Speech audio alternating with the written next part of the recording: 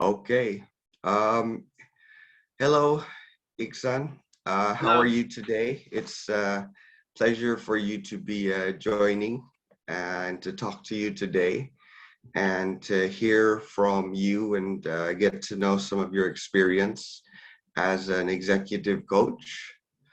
So can you tell a little bit about yourself, like your background and how you got into executive coaching?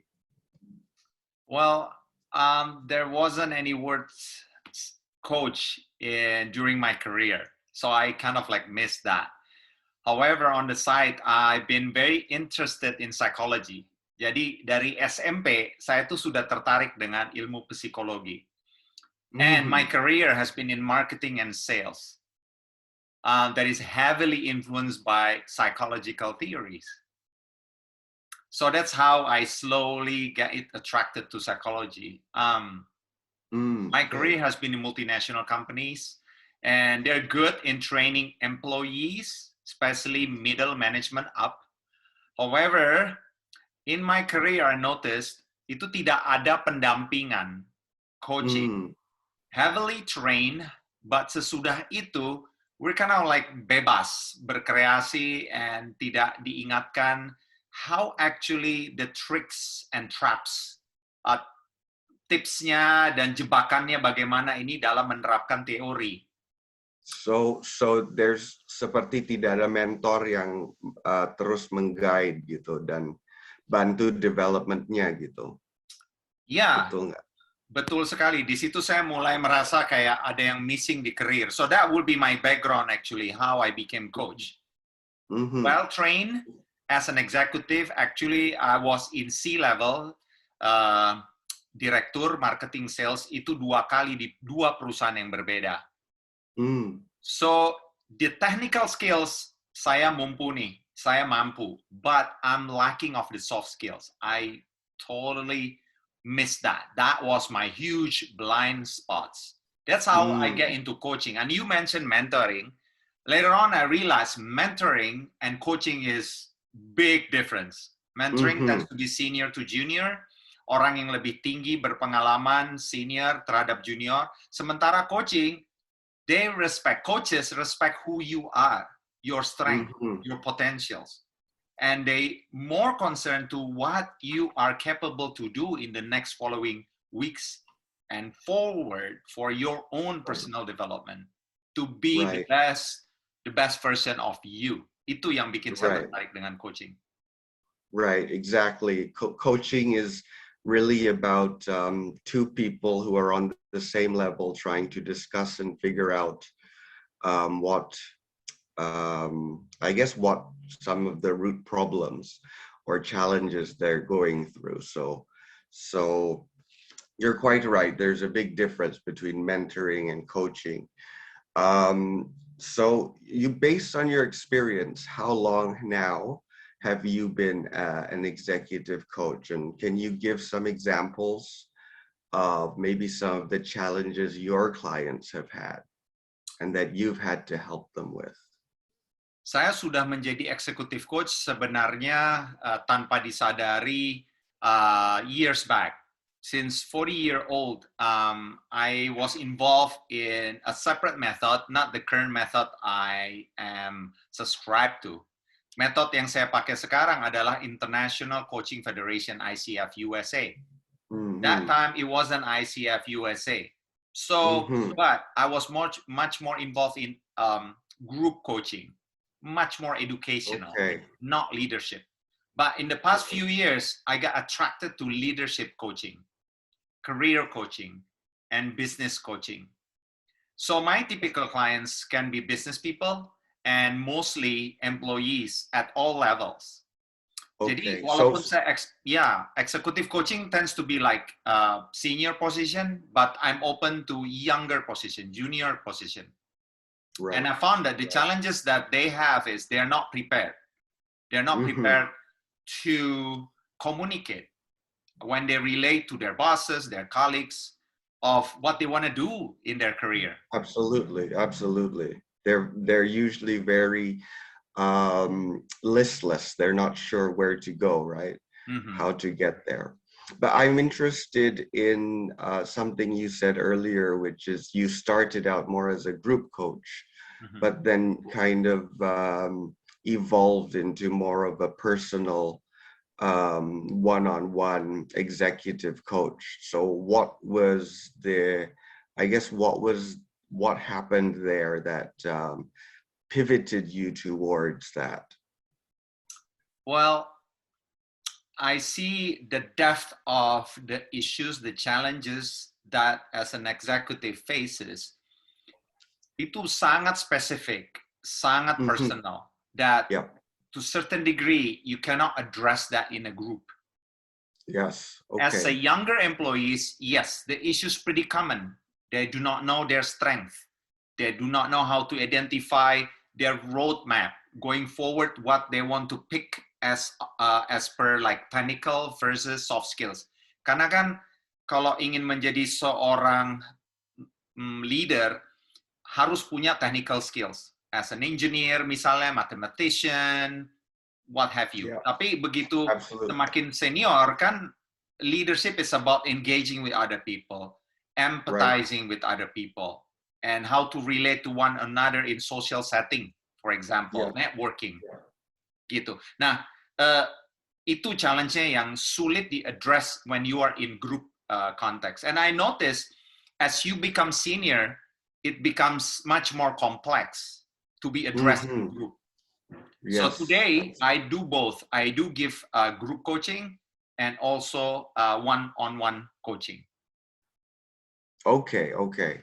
So you do still provide. You're not exclusive to just executive coaching, but Yes. you also provide other options for groups, maybe of younger professionals trying to move up. Right. So can you perhaps like share an example of a challenge one of your clients had? Like what was the challenge? What did they need? What did they need, I guess, your coaching guidance on? What did they need coaching on? And how did you, maybe there's sensitive information that of course you're bound by the ICF rules that you cannot share, but from what you can share, is there anything you can kind of give to the listeners here? What kind of challenges usually people come to you with? Yang paling sering adalah coping with the changes. And you know, during the COVID season, COVID pandemic, oh my goodness, companies kan coba untuk adjust to the fact that the business channels that is face-to-face interactions itu no longer luxury. For companies yang mengandalkan face-to-face, now they have to embrace to online technology. Right, For example, like that. right. The impact of it is big. For example, the middle management find it very hard to cope with these changes when they have to manage their team from home. Right. Because all of a sudden, the size of the team exploding, including people at home. That's their team as well. They have to manage their team. Right. The time seems like seamless. You know, all of a sudden the kids like nagging, asking this and that in the middle of working because they saw mom and dad are available next door, right? Right. Open the door. Right. Tarik I orang think tuanya. we've all experienced that. Yes. Nah itu untuk apa namanya middle management ya, bagaimana mengkoordinasi tim, and it's very hard for them to be able to see the behaviors of the employees from the screen. Karena begitu Zoom mati, coordination meeting done, then how can they make sure, you know, they do walk the talk and betul-betul gerakan activity mereka sesuai dengan their SOPs, standard operating procedures kan. Sementara untuk di high level, it's strategic decision that they have to take. Right. But in a nutshell, it's probably the theme that I often find lately adalah coping with the changes, the dynamics of the market due to COVID environment. And I noticed that the change is already there before even COVID hits. But COVID Right. makes it worse. Right. Right. It exacerbated it. Yes. It made it it quickened the process, I guess, Mhm. and caught everyone off guard. Yes, you're quite right. You're quite right. So the leaders, the top leaders, when they coordinate among the high levels, it becomes tricky as well. They use perhaps to play golf or see one another in the lobby, visiting each other's office at the higher level. But now is they have to go through Zoom. Right. And it's quite interesting enough. There are many companies actually, they hire new people during the pandemic. Or Right. reshuffle during pandemic. One of my client is a huge company. They're having RUPS, Rapat Umum Pemegang Saham, during the pandemic. Okay. That's interesting, right? At the top level, there's reshuffle. That will impact the middle, and middle will Right. impact lower management. Of So it's course. very interesting just to have my clients focus in despite of these changes, how they want to grow. Bagaimana mereka mau memimpin anak buah mereka lebih baik lagi. Memanage interaction in the office in much more productive way and more way. Sorry, go ahead, finish your thought. No, that's it basically. Jadi sebagai pemimpin, mereka harus bisa fokus ya, stay fokus. Right. Kemudian bisa efektif, produktif, bekerja sama dengan kolega. Right. So I wanted to ask, is that why you prefer executive coaching? Because you're dealing or really dealing with the top person that's going to be, I guess, the one leading the strategic change that you just mentioned there. Is that one of the reasons why you enjoy executive coaching? Oh yeah. If you ask me, David, if you want to coach a company, at what level you want to start? And I would strongly recommend is at the top level. Absolutely. Just set the tone of the actions. That set the vision, mission, and how it looks like in terms of behavior. Absolutely. But many companies perhaps not ready, so they want to be coached from the middle level, lower level. I accept in any condition. Right. But actually, through executive coaching, you're actually helping the company a lot more and the employees a lot more because the change is coming from the top. If I'm not mistaken from what I'm hearing you say. So it's quite interesting, but so right now you mentioned like you have some clients that you're working with and you've shared some of the challenges. So what, I guess as an executive coach, what do your clients get from you and what techniques do you use or maybe you have tools you use to help them?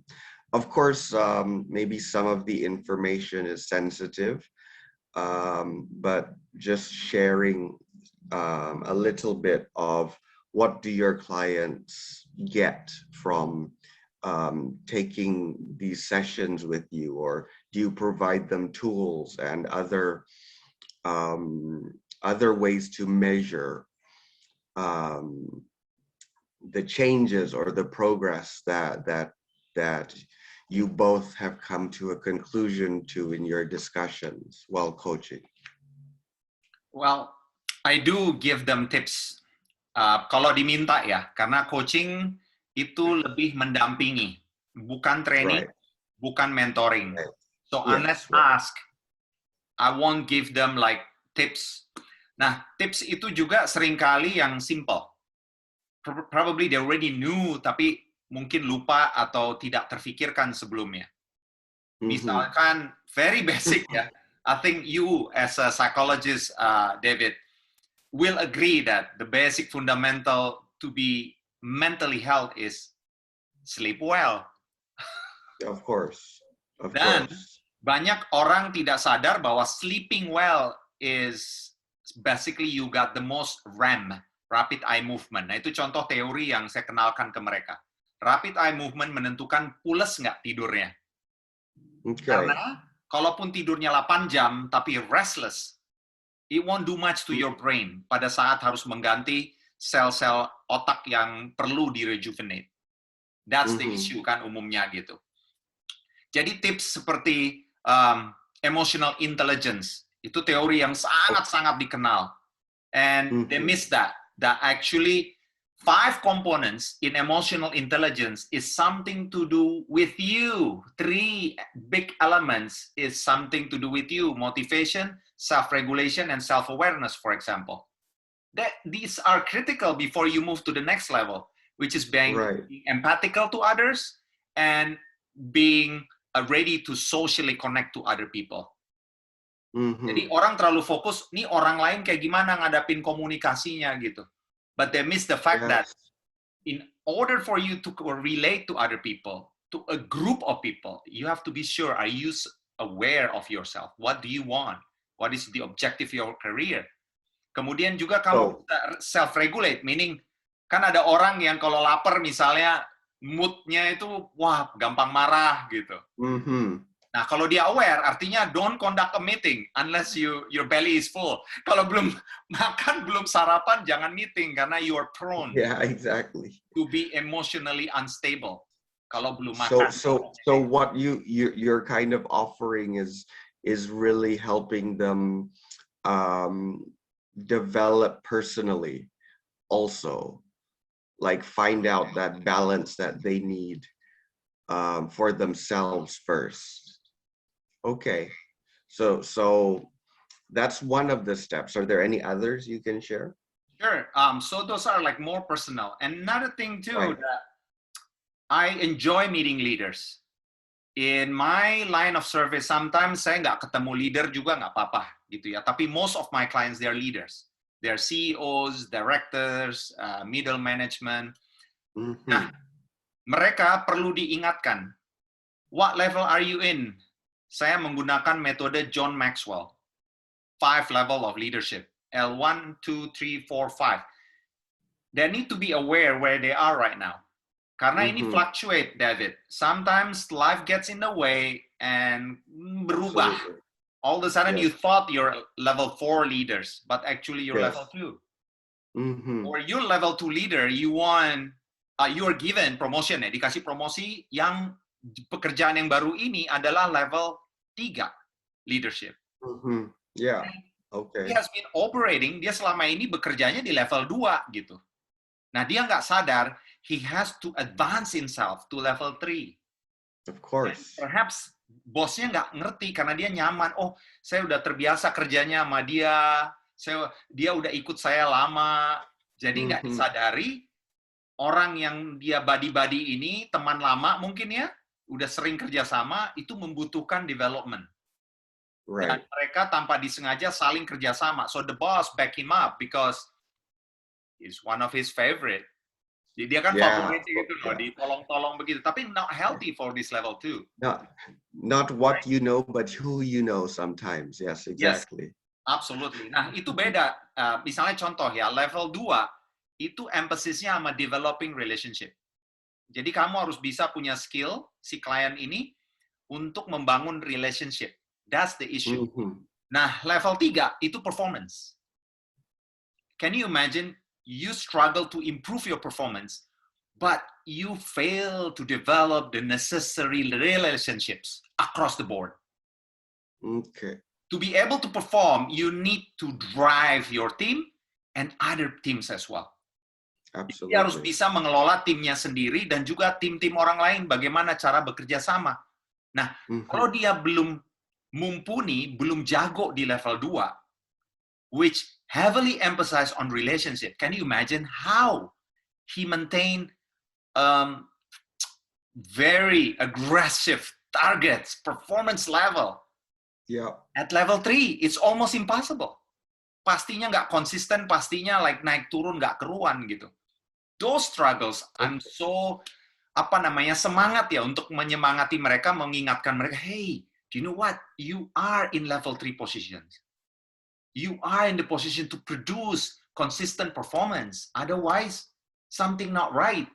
Maybe your relationship kurang bagus di perusahaan tersebut. Right. So you're guiding them through also like technical and soft skills, while still in accordance to kind of their personality and who they are. How do they develop those technical and soft skills for that level? I like when you mention personality. So people tend to be confident in who they are, personality dia. Yes. He forgot that his personality actually can be agile and play at different personality level. Meaning, another method that I introduce adalah, if you know the psychological concept of red, green, blue, and yellow people. Yes, yes, right? of course. The red tend to be achiever, the blue tend to be like a strategic thinker, and so on and so forth. The yellow tends to be like social, things like that. Right. So the greens are more relaxed. Yes, green is more relaxed. Empathy sama orang lain dan seterusnya. Yes. Tend to be HR person. Red tends to be CEO. Sales tends to be yellow, and blue tends to be like research and development, things like that. Right? Now, you cannot, as a leader, be red all the time, even though you're a target-oriented person. You need to understand blue personality, yellow personality, adjust, adapt.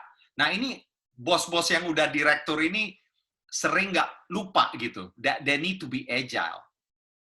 Tugas mereka berat. When you level 4, level 5, you produce leaders. Nah, di sini leader suka curang. David, my experience in finance industry, when the boss move, when one director moves or CEO moves, ini anak buahnya ikut semua nih. Right.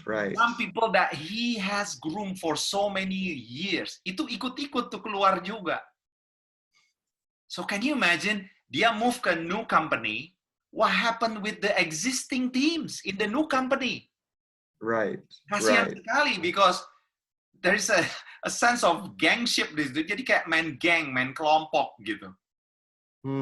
Padahal sebagai leaders, L4, L5, director, CEO, they have to produce new leaders constantly. Yes, These leaders rely on the old leaders. So it's like in their pocket, they already have leaders from their past they carry around. Right. So there's a tendency to rather develop people to become leaders themselves. They tend to turn them into their, I guess, lackeys. So they make them happy and yes, make their lives better and easier, but it's not actually for their development. It's more just keep them around, keep them feeling indebted perhaps to that person. I see. Okay, that's an interesting challenge that I've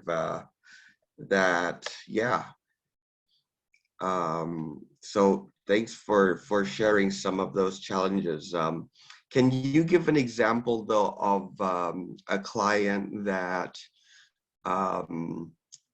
like give a walkthrough of what the challenge needed and what was the end result after coaching with you? And again, maybe I know there are limits on what you can share, but with what you can share, can you give an example of the start of your coaching until the end and what was the result?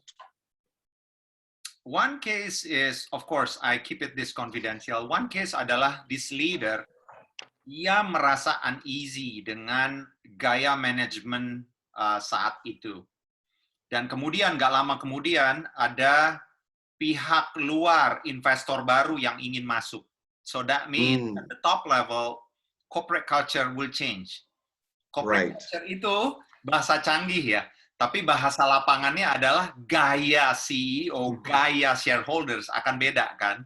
Yeah. Nah, pada saat di coaching sama saya, dia menyadari bahwa yes, orang lain punya gaya boleh, and that gaya can be changed multiple times, terserah mau ganti-ganti boleh, tapi gaya kamu apa? Right. What is your leadership that you are comfortable with? Who are you? Yes. Who are you? Yes, What are your values? What are your truths? Okay. My coaching remind this person to draw clear boundaries. Wah, itu keren banget, David.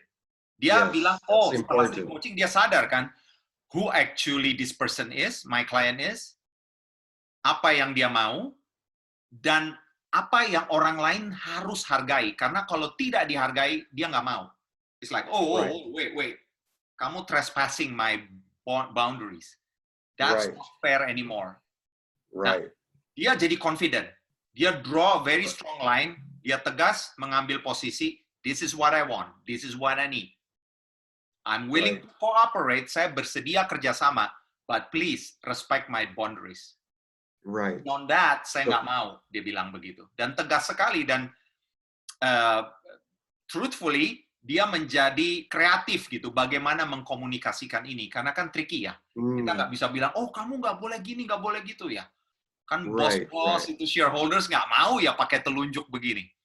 Jadi dia pintar bagaimana setelah di coaching sama saya itu dia timbul kesadaran how to communicate more productively dengan orang lain. Empathize. Shareholders itu maunya apa? And this person is more listening and more creative in find solutions and very transformative. Jadi dia selalu ingin bermain to the next level. Saya nggak mau di level ini saja, but I wanna be in the next level because I'm a leader. Dan saya mau influence even shareholders. Leadership yang benar itu adalah one of the proposition of my client adalah you need to empathize to the team members. Right. Whatever they deserve, give it to them. Don't politicize it. Don't cut corners. Jadi bagus ini klien saya ini. Dia sebagai leader, dia ingin membela team members, employees, which is what leaders level 4 do. Level 4 itu sudah concern dengan well-being of their employees. Level 5, you give impacts not only to your team members, organization, you give impacts, tremendous impacts to the people around you, society, industries, across industries, even to a certain degree to the nation. That's level 5.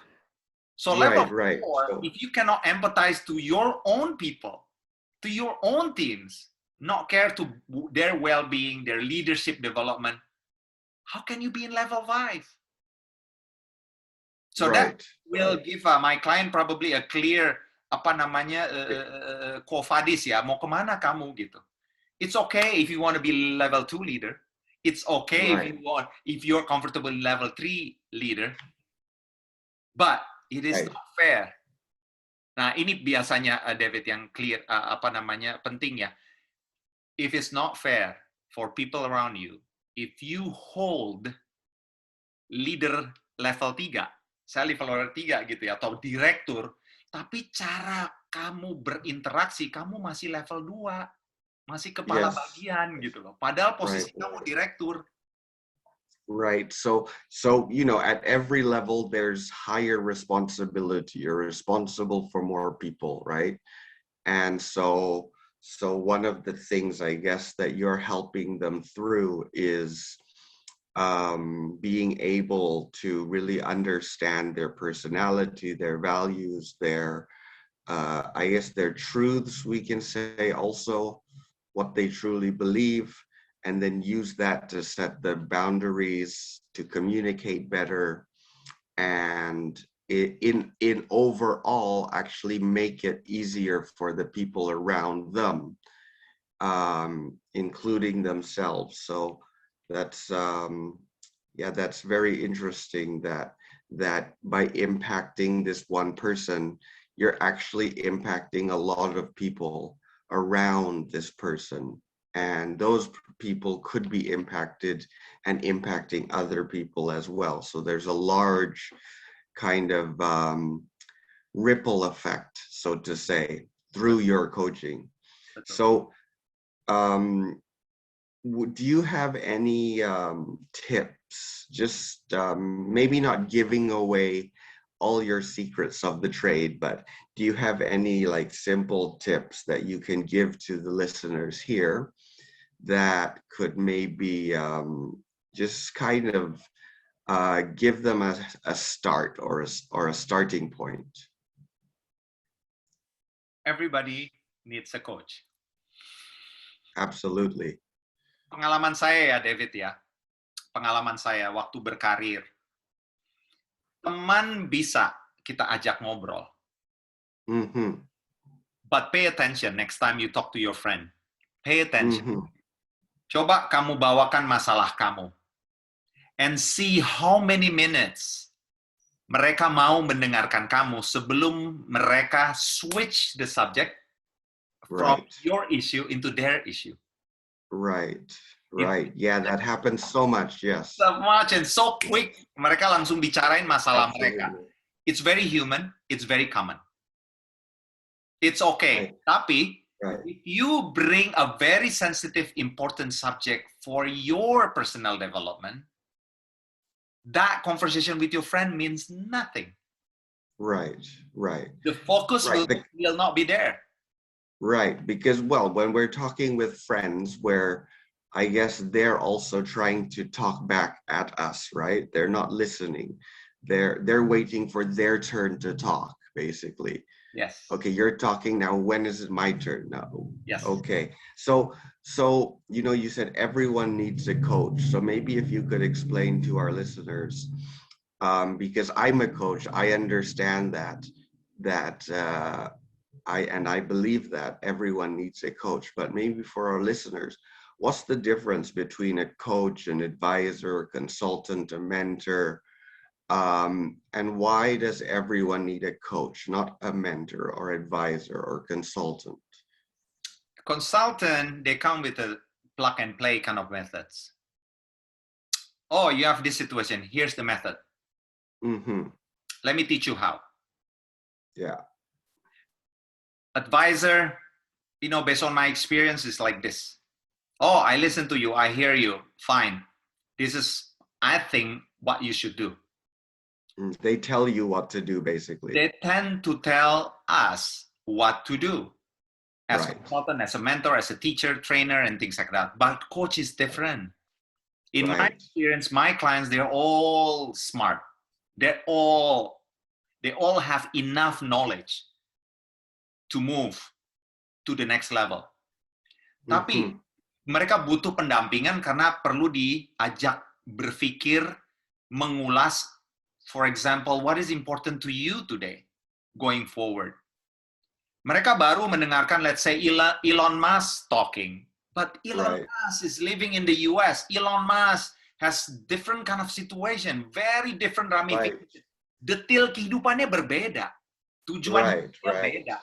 How can you like one size fits all? Like even like ambil nugget dari Elon Musk terus dimasukkan ke dalam kehidupan kita. It doesn't work that way. It should start with you. What do you need?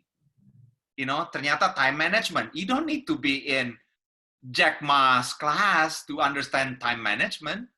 For example, it's such a basic thing, right? Or in terms of negotiating, you don't need necessarily to go to a course and pay so much money, because every day you negotiate. When you pay for a price in Tanah Abang gitu ya, mau kan diskusi juga soal harga yang pas itu kayak gimana. Sekali pada saat coaching, itu nalar kita keluar kok.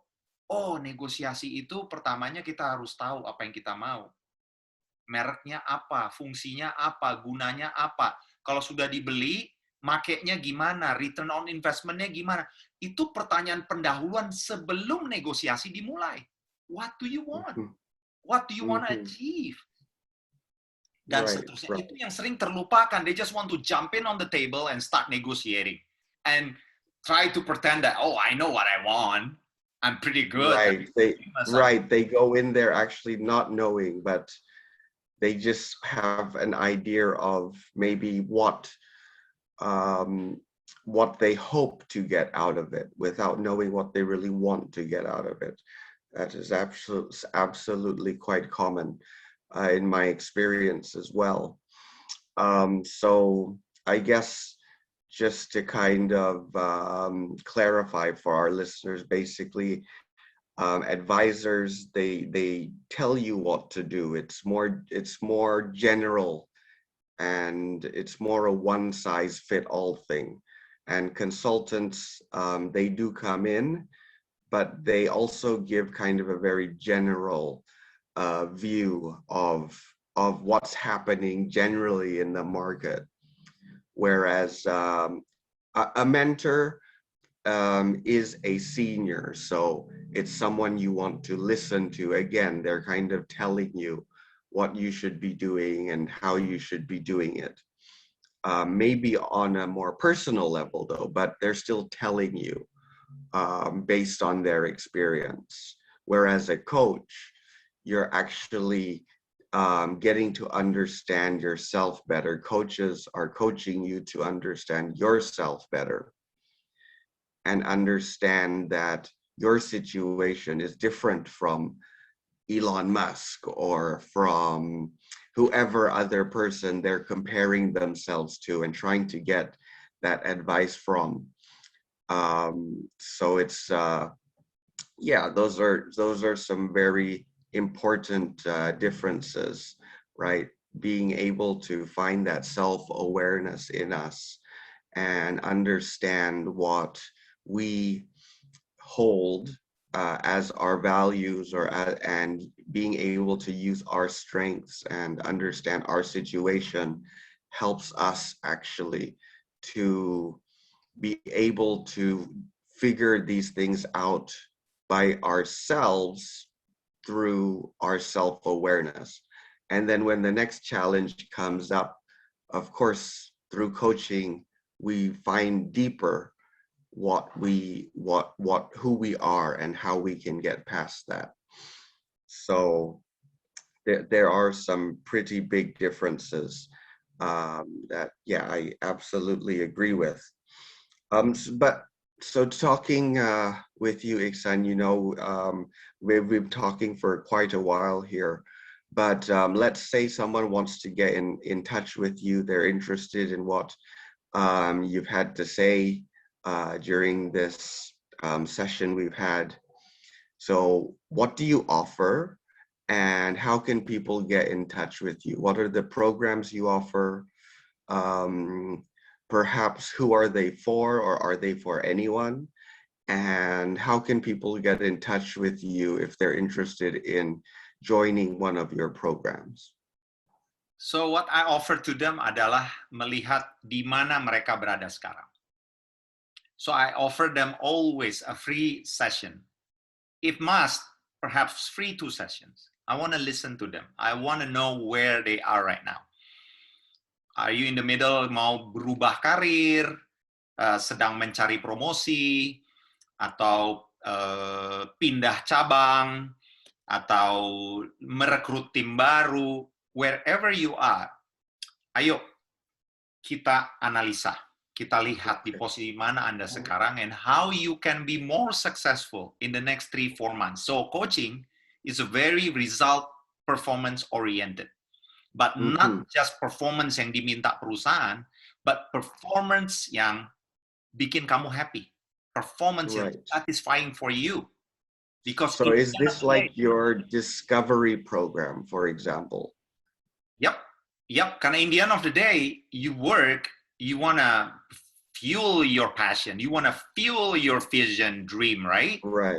It's not just company vision. Itu yang bikin kita semangat bangun pagi kan. Oh my goodness, I'm gonna do something about my vision, my mission, my passion. Itu yang bikin kita semangat. People sometimes say like, Pak, tolong dong dimotivasi. That's wrong word anyways. Tolong dimotivasi. No, motivasi comes from you. And you feel nggak semangat ke kantor, kan something not right. Why you're not happy at work? Yes, happy can be up and down, but if you take a long stretch of period of time, should be like, you know, pretty much getting like more and more interesting, exciting. If you feel your Right. graph like going down and down and down, malas Right. kantor, that's perhaps already a red light, yeah. It's not warning Right. sign anymore. It's a red light. You're moving backwards. Absolutely. Yep. You're That's the time moving for you to. backwards in the wrong direction. Yes, yes. Jadi orang suka tanya kan, yang paling mendasar saya perhatikan adalah how can I be confident? How can Right. I be self-motivated? How can I be productive? All these questions itu eventually kan it's something inside you. Is Right. there a fire still flaming inside your heart, or the fire is dimming, mengecil apinya? Right. Right. So you need a coach.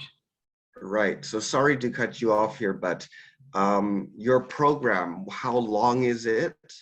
And you mentioned just now, like you even give a discovery session, which is free of charge, just to be able to get to know the real needs of your soon-to-be clients, let's say.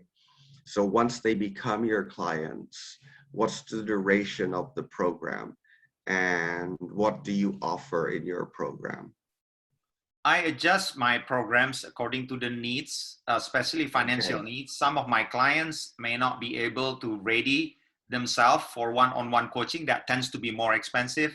So I do group coaching, and I do provide scholarship.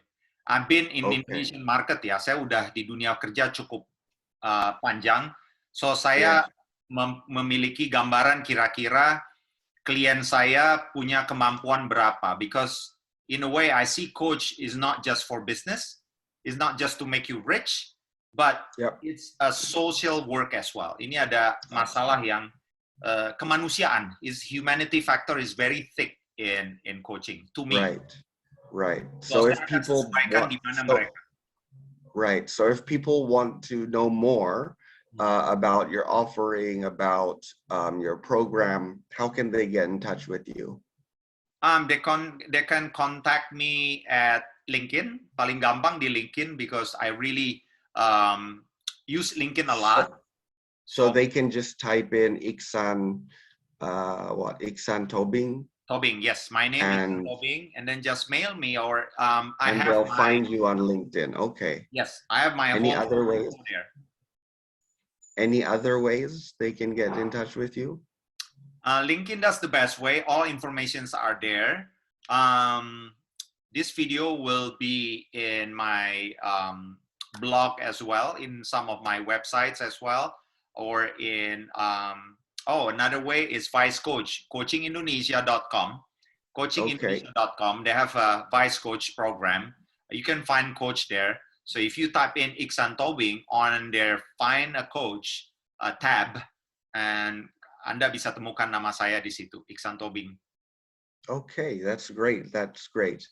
So Ichsan, I know it's getting late. I know, you're in the States. It's probably getting quite late there. So I think I just want to thank you again for joining this session. And I guess it's kind of like an interview, getting to know you. But you've shared quite a lot through your experience and what you do. So thanks again for joining. And yeah, I think we'll leave it from there.